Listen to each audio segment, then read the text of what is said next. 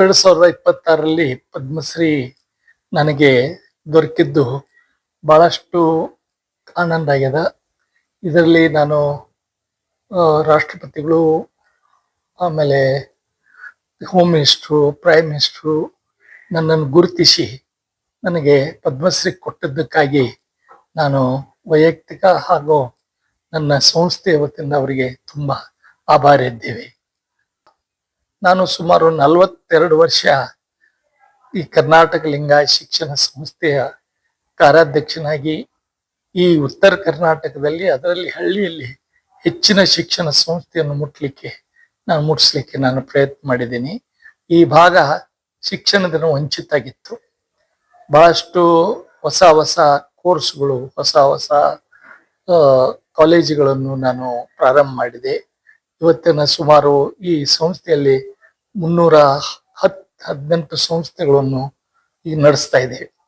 1,48,000 ವಿದ್ಯಾರ್ಥಿಗಳು ಓದ್ತಾ ಇದ್ದಾರೆ ಈ ಸಂಸ್ಥೆಯಲ್ಲಿ. ಅದರ ಜೊತೆಗೆ ಈ ಭಾಗದಲ್ಲಿ ಆರೋಗ್ಯದ ಕೊರತೆ ಬಹಳ ಇತ್ತು, ಆರೋಗ್ಯ ಸೇವೆ. ಅದಕ್ಕೆ ಮೊದಲನೇ ಸಲ 1,000 ಹಾಸಿಗೆ ಆಸ್ಪತ್ರೆಯನ್ನು ಬೆಳಗಾವಿಯಲ್ಲಿ ಪ್ರಾರಂಭ ಮಾಡಿ ಈಗ 2,500 ಹಾಸಿಗೆ ಆಸ್ಪತ್ರೆಯನ್ನು ನಡೆಸ್ತಾ ಇದ್ದೇವೆ. ಅದರಲ್ಲಿ 1,200 ಹಾಸಿಗೆ ನಾವು ಪುಕ್ಕಟ್ಟಾಗಿ ನಡೆಸ್ತಾ ಇದ್ದೇವೆ ಬಡವರ ಸಲುವಾಗಿ.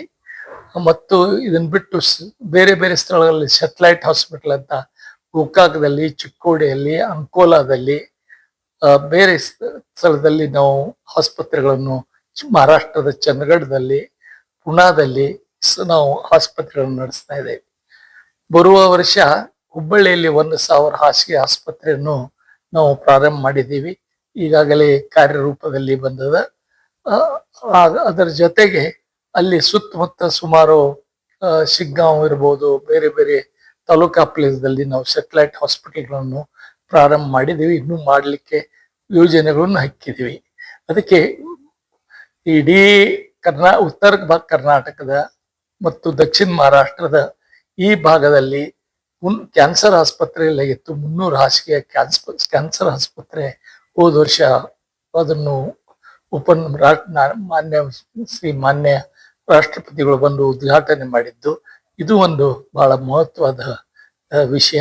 ಅದಕ್ಕೆ ಓವರಾಲ್ ಈ ಸಂಸ್ಥೆ ಈ ಭಾಗದ ಶಿಕ್ಷಣ ಮತ್ತು ಆರೋಗ್ಯ ಸೇವೆ ಮಾಡಿದ್ದಕ್ಕಾಗಿ ನನಗೆ ಇವತ್ತು ರಾಷ್ಟ್ರಪತಿಗಳು ನನ್ನನ್ನು ಗುರುತಿಸಿ ಪದ್ಮಶ್ರೀ ಕೊಟ್ಟದ್ದು ಇಡೀ ನನ್ನ ಕೇಳಿಕ್ ಸಮೂಹಕ್ಕೆ ಸೇರ್ತದ ಅಂತ ನಾನು ಹೇಳಲಿಕ್ಕೆ ಬಯಸ್ತಾ ಇದ್ದೇನೆ.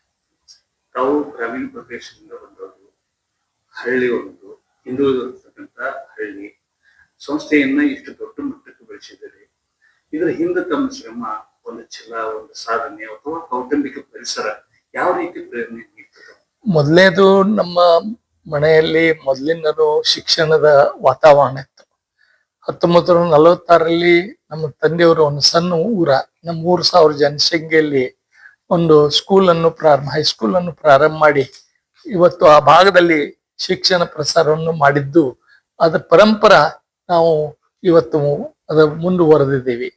ಅದರ ಜೊತೆಗೆ ಆರೋಗ್ಯ, ನನ್ನ ಹಿರಿಯ ಅಣ್ಣ ಈ ಸಂಸ್ಥೆ ಚೇರ್ಮನ್ರಾಗಿದ್ರು. 54 ವರ್ಷದಲ್ಲಿ ಅವರು ಹಾರ್ಟ್ ಅಟ್ಯಾಕ್ ಆಗಿ ತೀರ್ಕೊಂಡ ಮೇಲೆ ನನಗೆ ಈ ಭಾಗದ ಎಷ್ಟೋ ಜನ ಆರೋಗ್ಯ ಸೇವೆ ಇಲ್ಲದ ಜನ ತಿಳ್ಕೊಳ್ತಾ ಇದ್ದಾರಲ್ಲ, ಅದು ಮಾನಸಿಕವಾಗಿ ನನಗೆ ಇಲ್ಲ, ಈ ಭಾಗಕ್ಕೊಂದು ಉತ್ತಮವಾದ ಆರೋಗ್ಯದ ಸೇವೆ ಕೊಡ್ಬೇಕಂತ ತಿಳ್ಕೊಂಡು ನಾನು ಆಸ್ಪತ್ರೆಯನ್ನು ಪ್ರಾರಂಭ ಮಾಡಿದೆ.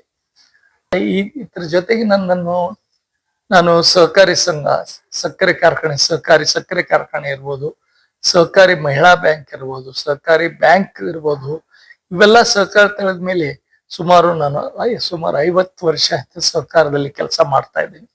ಕರ್ನಾಟಕದಲ್ಲಿ ಸಹಕಾರ ತಳದ ಮೇಲೆ ಸಕ್ಕರೆ ಕಾರ್ಖಾನೆ ಕರ್ನಾಟಕದಲ್ಲಿ ನಂಬರ್ 1 ಸಕ್ಕರೆ ಕಾರ್ಖಾನೆಯಾಗಿ ಇವತ್ತು ಗುರುತಿಸಲ್ಪಟ್ಟಿದ್ದಾರೆ. ಅದರ ಜೊತೆಗೆ ಮಹಿಳಾ ಬ್ಯಾಂಕ್ನು ಇಡೀ ಕರ್ನಾಟಕದಲ್ಲಿ ಒಂದು ಉತ್ತಮವಾದ ಮಹಿಳಾ ಬ್ಯಾಂಕ್ ಇವತ್ತು ಚೆನ್ನಾಗಿ ನಡೀತಾ ಇದೆ. ಅದರ ಜೊತೆಗೆ ಬೇರೆ ಬ್ಯಾಂಕ್ಗಳು ನಾನು ನಡೆಸ್ತಾ ಇದ್ದೀನಿ. ಅದಕ್ಕೆ ಮನೆಯಲ್ಲಿನ ವಾತಾವರಣ ಸಹಕಾರ ಇರೋದ್ರಿಂದ ಸಹಕಾರ ಮತ್ತು ಆರೋಗ್ಯ ಮತ್ತು ಶಿಕ್ಷಣದ ಆ ಪರಂಪರೆಯನ್ನು ನಾನು ಮುಂದುವರೆಸಿದ್ದೀನಿ. ವೈಯಕ್ತಿಕ ನನಗೆ ಈ ಸಂಸ್ಥೆ ಚೇರ್ಮನ್ ಆಗ್ಲಿಕ್ಕೆ ಎಲ್ಲರೂ ಹಿರಿಯರು ಆಶೀರ್ವಾದ ಮಾಡಿದ್ರು. ಈಗಿನ ಆಡಳಿತ ಮಂಡಳಿ ಯಾವಾಗಲೂ ಸಹಕಾರ ಮಾಡಿದ್ರು. ಇಲ್ಲಿ ಕೆಲಸ ಮಾಡೋ ಎಲ್ಲ ಶಿಕ್ಷಕರು, ಅಂದ್ರೆ ಇದೊಂದು ಕುಟುಂಬ ಅಂತ ತಿಳ್ಕೊಂಡು ನಾವು ಸಂಸ್ಥೆ ನಡೆಸೋದ್ರಿಂದ ಇಷ್ಟು ಬೆಳಿಲಿಕ್ಕೆ ಸಾಧ್ಯ ಆಗ್ಯದ ಅಂತ. ಆ ಭಾಗದೊಳಗ ಆರಂಭದೊಳಗೆ ಈಗೆಲ್ಲ ಸಕ್ಕರೆ ಕಾರ್ಖಾನೆಗಳು ಬಹಳ ಚಿಕ್ಕೋಡಿಗೆ ಇದ್ದಿರ್ತಕ್ಕಂಥ ಸಕ್ಕರೆ ಕಾರ್ಖಾನೆ ಏಕಮಾತ್ರ ಇತ್ತು ಆ ಸಂದರ್ಭದಲ್ಲಿ. ಅದು ರೈತರ ಜೊತೆ ಬಹಳ ಅವಿನಾಭಾವ ಸಂಬಂಧನ ಹೊಂದಿರತಕ್ಕಂಥದ್ದು. ರೈತರ ಹಿನ್ನೆಲೆ ಒಳಗೆ ಸಕ್ಕರೆ ಕಾರ್ಖಾನೆ ಇವತ್ತು ಯಾವ ಅಲ್ಲ, ಇಡೀ ಬೆಳಗಾವಿ ಜಿಲ್ಲೆ ಸಹಕಾರಿ ಸಕ್ಕರೆ ಕಾರ್ಖಾನೆ ಇರೋದು ಒಂದೇ ಇತ್ತು. ಎರಡನೇದ್ದು ಸಕ್ಕರೆ ಕಾರ್ಖಾನೆ 1973-74ರಲ್ಲಿ ನಮ್ಮ ಹಿರಿಯ ಅಣ್ಣನ ಸದಾನಂದ ಕೂರೆಯವರ ಮುಖಂಡತ್ವದಲ್ಲಿ ರೈತರು ಸುಮಾರು 35,000 ರೈತರು ಅದರ ಶೇರ್ ಹೋಲ್ಡರ್ ಇದ್ದಾರೆ. ಆ ಸಹಕಾರಿ ತಳದ ಮೇಲೆ ಈ ಸಕ್ಕರೆ ಕಾರ್ಖಾನೆ ಪ್ರಾರಂಭ ಆಗಿ ಇವತ್ತು ಆ ಸಕ್ಕರೆ ಕಾರ್ಖಾನೆ ಸಂಪೂರ್ಣ ಸಕ್ಕರೆ ಕಾರ್ಖಾನೆ ಅಂದ್ರೆ 10,000 ಕೆಪಾಸಿಟಿ ಕಾರ್ಖಾನೆ, 22 ಮೆಗಾವ್ಯಾಟ್ ವಿದ್ಯುತ್ ಉತ್ಪಾದನೆ, 2 ಲಕ್ಷ ಮೇಲ್ಪಟ್ಟ ಇಥನಾಲ್ ಅನ್ನು ಮಾಡೋ ಸಂಪೂರ್ಣ ಸಕ್ಕರೆ ಕಾರ್ಖಾನೆ ಆಗಿ ರೈತರಿಗೆ ಒಂದು ಉತ್ತಮವಾದ ಕಬ್ಬಿನ ದರ ಕೊಡೋದ್ರ ಜೊತೆಗೆ ರೈತದು ಉತ್ತಮ ಸಂಬಂಧ ಇಟ್ಕೊಂಡಿದ್ದು, ಸಹಕಾರ ತಳದ ಮೇಲೆ ರಾಸಾಯನಿಕ ಗೊಬ್ಬರ ಕಾರ್ಖಾನೆ ಇದು ಅಂಗಡಿಗಳು ಇರ್ಬೋದು ಅಥವಾ ರಾಸಾಯನಿಕ ಬೀಜದು ಇರ್ಬೋದು, ಇದೆಲ್ಲ ಸಹಕಾರ ತಳದ ಮೇಲೆ ಕೊಡೋದ್ರಿಂದ ರೈತರಿಗೆ ಒಂದು ಉತ್ತಮವಾದ ಗುಣಾತ್ಮಕವಾದ ಬೀಜ ಮತ್ತು ರಸಗೊಬ್ಬರ ಸಿಗೋದ್ರಿಂದ ಮತ್ತು ಅತಿ ಕಮ್ಮಿ ದರದಲ್ಲಿ ಅದಕ್ಕೆ ಇದೊಂದು ರೈತರ ಸೇವೆ ಮಾಡೋದು ನನಗೆ ಅದು ಪರಂಪರ ಬಂದ್ಬಿಟ್ಟದ. ಬೆಲೆಗಳ ದಾಖಲಾಟ ಮೊದಲಿಂದ ನಡೆದಿದೆ ಸಕ್ಕರೆ ಕಾರ್ಖಾನೆ ಮತ್ತು ರೈತರ ಬಗ್ಗೆ. ನಮ್ಮ ಕಾರ್ಖಾನೆಯ ಬೆಲೆಗಳ ಬಗ್ಗೆ ಯಾವ ರೀತಿ ಕೈ ಕೊಡ್ತಾ ಇದೆ? ಇಲ್ಲ, ನಮ್ಮ ಕಾರ್ಖಾನೆ ಈ ದೇಶದೊಳಗೆ ಕರ್ನಾಟಕದಲ್ಲಿ ಉತ್ತಮವಾದ ರೈತರಿಗೆ ಕಬ್ಬಿನ ಬೆಲೆ ಕೊಡ್ತಾ ಇದ್ದೀವಿ.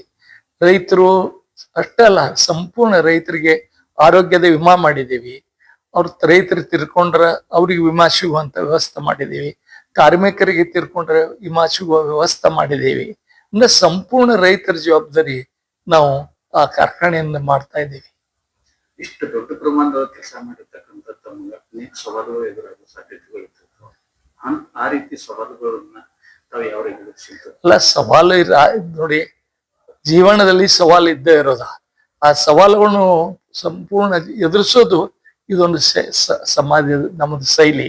ಅದನ್ನ ನಾನು ಅದನ್ನು ಎಷ್ಟೋ ನನಗೆ ಸಮಸ್ಯೆ ಬಂದ್ರು ನಾನು ಹಿಂದೆ ಸರಿ ಇಲ್ದ ಈ ನನ್ನ ಏನೋ ಒಂದು ಕಾರ್ಯ ಐತಿ ಮುಂದುವರಿಸಿದನು.